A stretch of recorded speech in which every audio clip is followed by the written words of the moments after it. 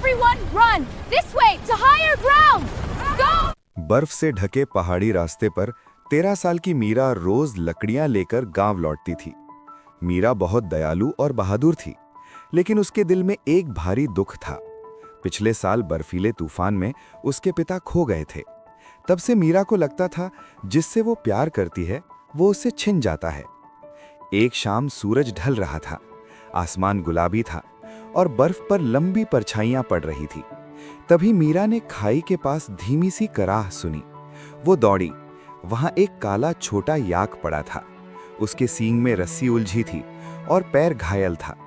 वो डरा हुआ था, किसी को पास नहीं आने देता था। लेकिन मीरा ने अपना ऊनी लाल शॉल उसके ऊपर रखा और धीरे से कहा, मैं भी टूटी हूं, तू भी है, चल साथ चलते हैं। याक शांत हो गया। मीरा उसे अपने घर के पीछे लकड़ी वाले शेड में ले आई। उसने उसका नाम रखा गोपू। दिन बीते।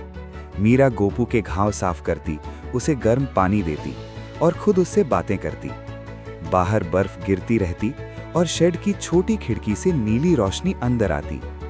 एक रात मीरा रोते रोते बोल पड़ी, अगर तुम भी मुझे छोड़कर चले गए तो मैं सच में अकेली हो जाऊंगी। गोपू धीरे से उसके पास आया और अपना भारी सिर उसकी गोद में रख दिया।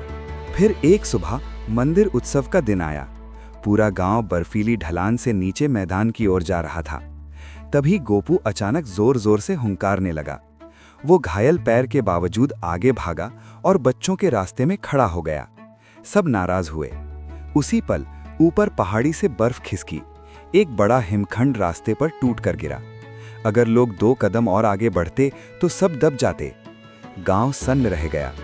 मीरा दौड़कर गोपू को गले लगा ली। तभी एक बूढ़े चरवाहे ने गोपू के गले की पुरानी घंटी पहचान ली। वो बोला, ये उसी याक का बच्चा है जिसने पिछले साल तूफान में तेरे पिता को आखिरी बार रास्ता दिखाया था। मीरा की आंखों से आंसू बह निकले, जैसे उसके पिता ने 1 साल बाद फिर से उसका हाथ पकड़ लिया हो। उस दिन के बाद गांव में कोई गोपू से नहीं डरा और मीरा ने पहली बार आसमान की तरफ देखकर मुस्कुराया। सच्चा प्यार कभी पूरी तरह खोता नहीं। कभी-कभी वो किसी और रूप में लौटकर हमें फिर से जीना सिखा देता है। गोपू के लिए 1 लाइक तो बनती है।